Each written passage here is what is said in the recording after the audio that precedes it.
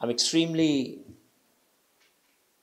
happy and proud to be a participant on this occasion where a very important aspect of the governance process is discussed, prioritized, and given the fullest attention.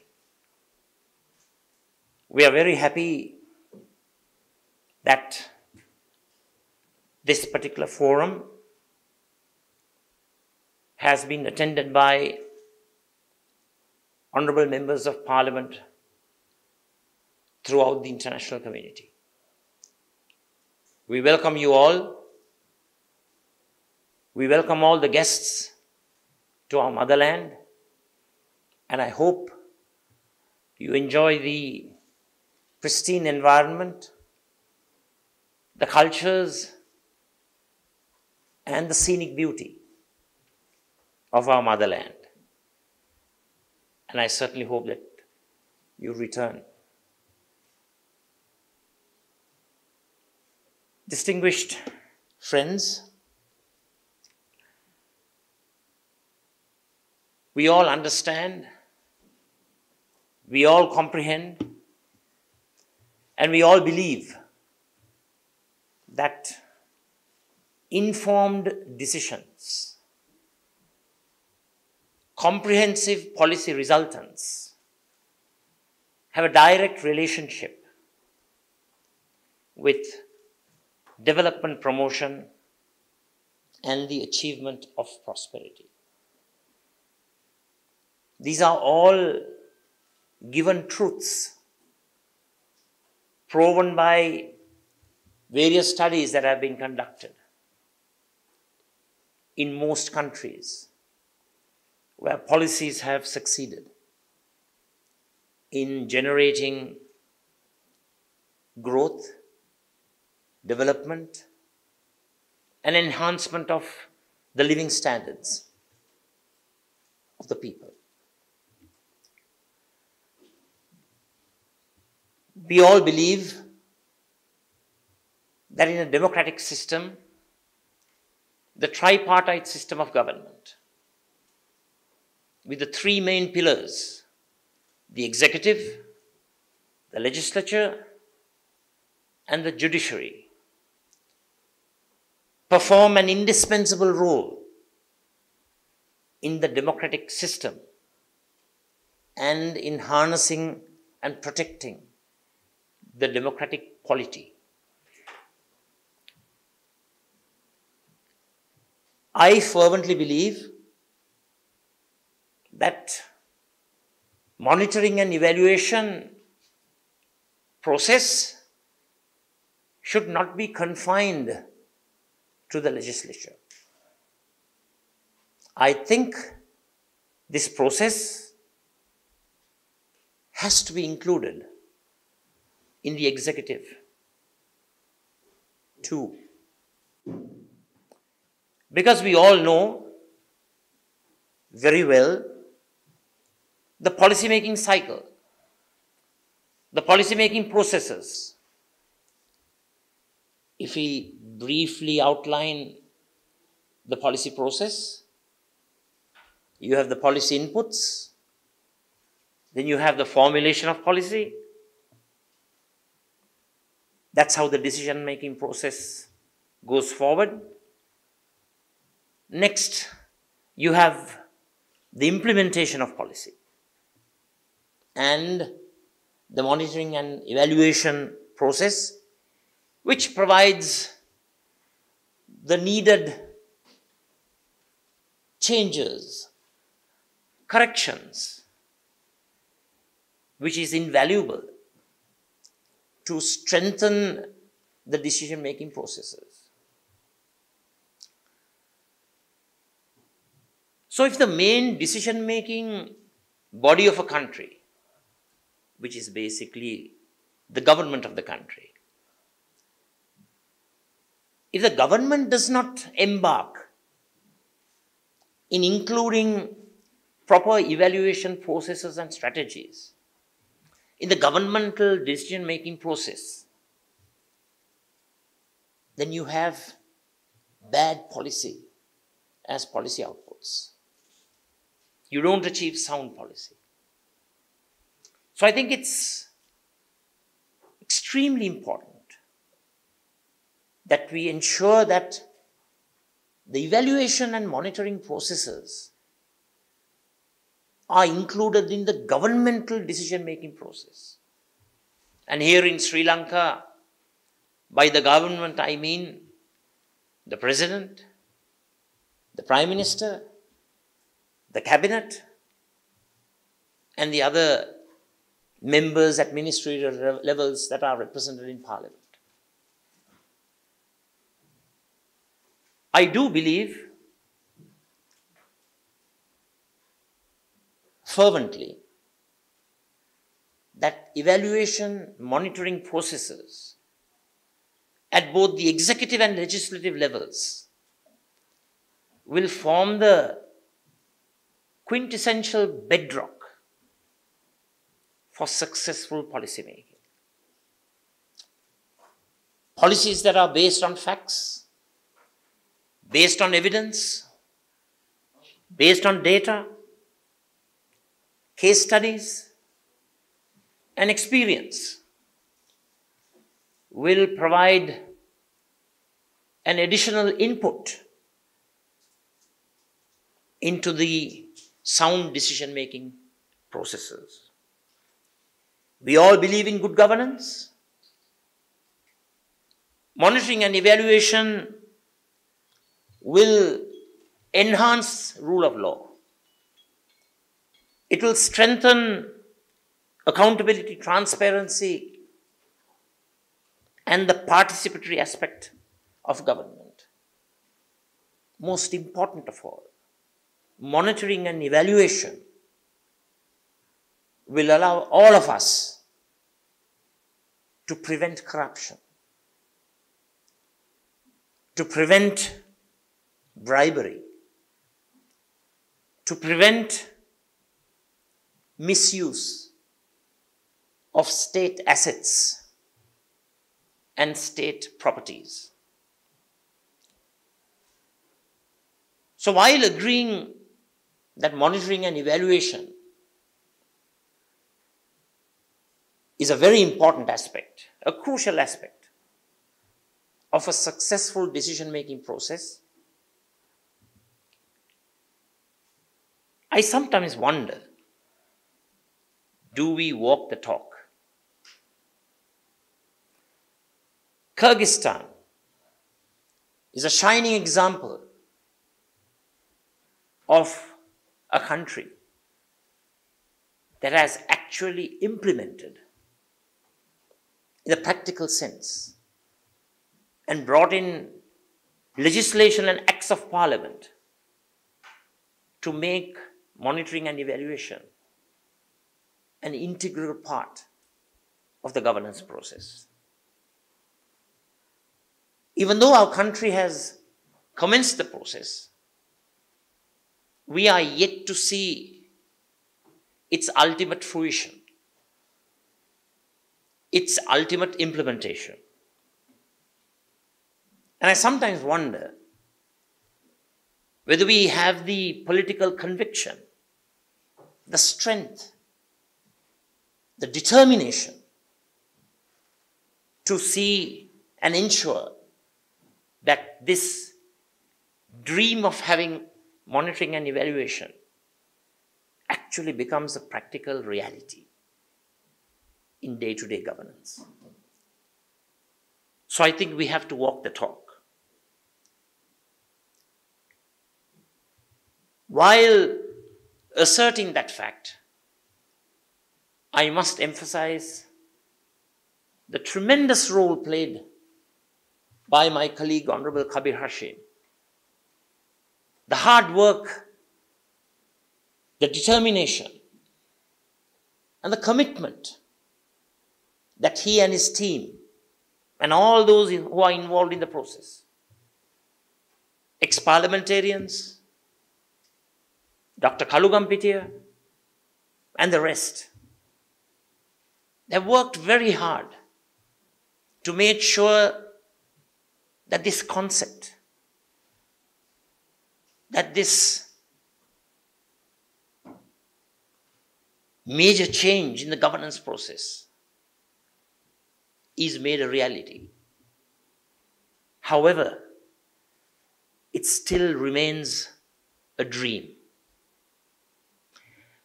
Let me just identify one of the major roadblocks or bottlenecks, if I may use that word, that is hindering the process of fast implementation of monitoring and evaluation in our country.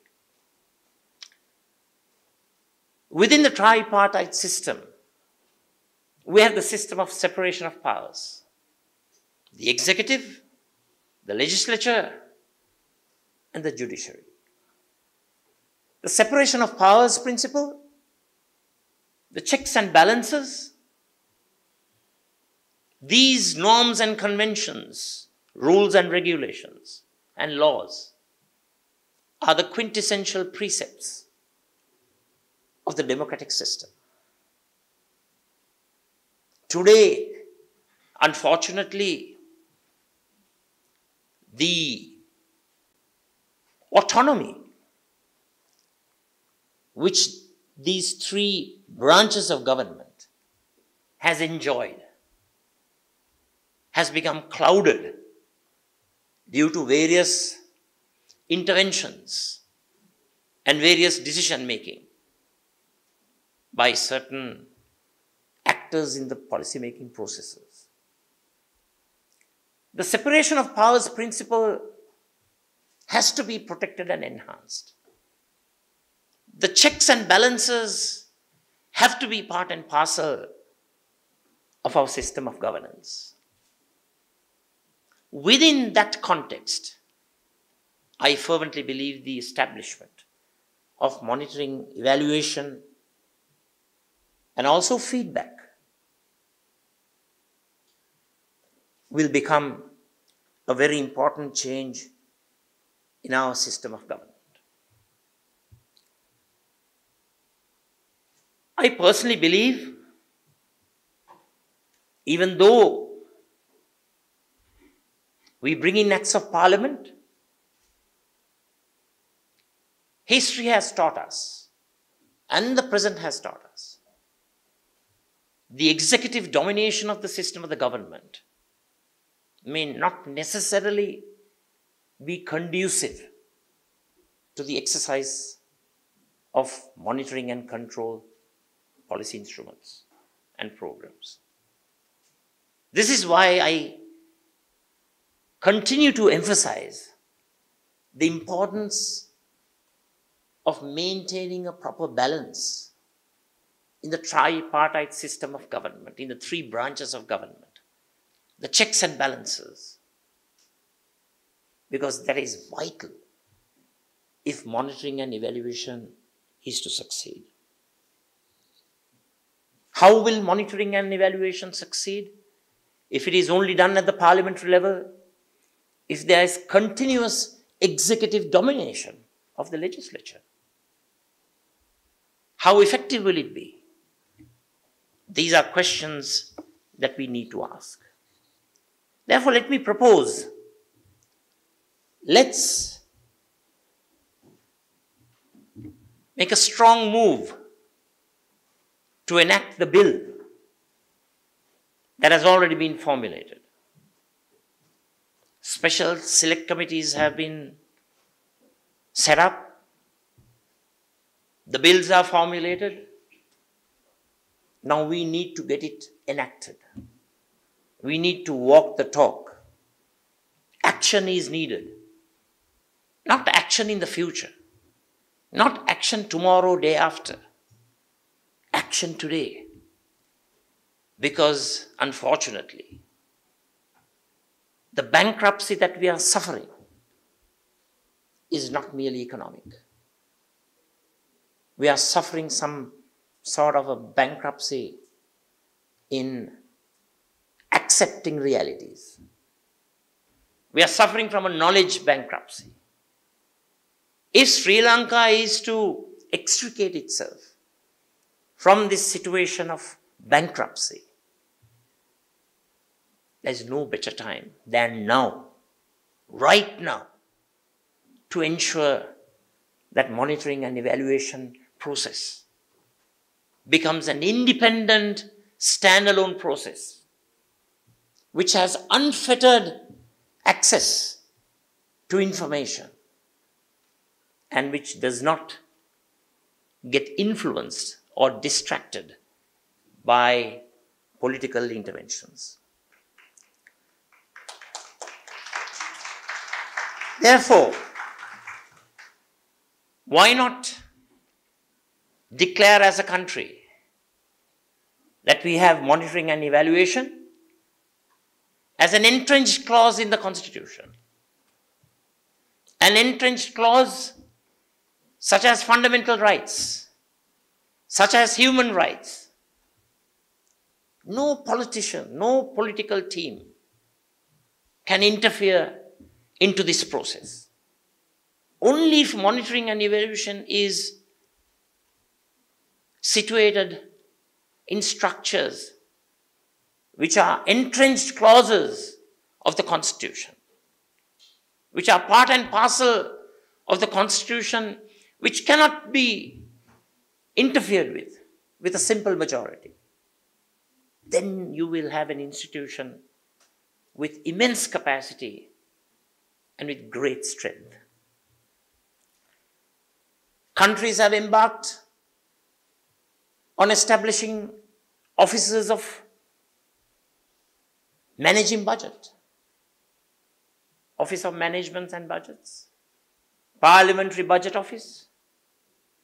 They have their independence. Nobody interferes with their activities.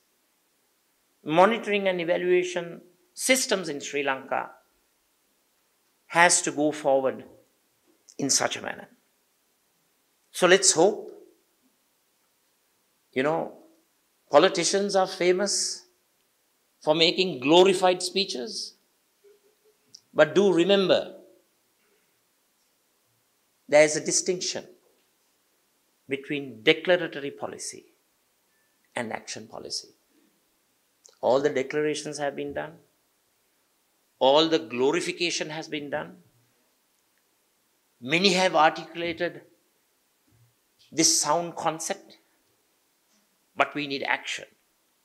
And I hope, irrespective of party political affiliations, that all of us have the strength, courage, determination, and the will to make this substantive and substantial change. People are expecting delivery. People are expecting results. Sound policy resultants will be only achieved through sound monitoring and evaluation. This is a truism which has to be accepted across all political boundaries. Now,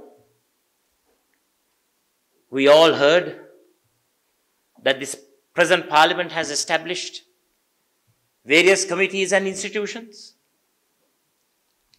If the checks and balances system is to succeed, we have to ensure that the parliamentary checks and balances, at least the most important positions, have to be given to members of the opposition. I heard Honorable Kabir Hashim being congratulated on his attempts in this very important subject area. But I have to confess, I don't know whether it's as part and parcel of the reward that he gets for championing the process. The chairman of COPA has become the ex-chairman of COPA, Committee on Public Accounts. This is why I say, enough of speeches, enough of statements, Enough of workshops. Enough of talking rubbish.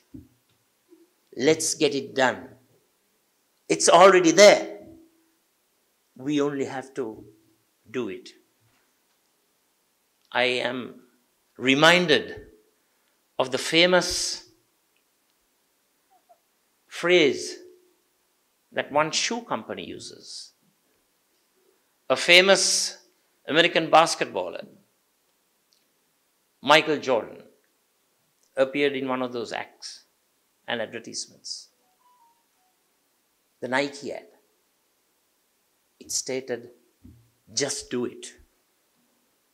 So I invite all members of Parliament of Sri Lanka to follow suit, to follow Kyrgyzstan and stop talking about monitoring and evaluation. Just do it. Thank you.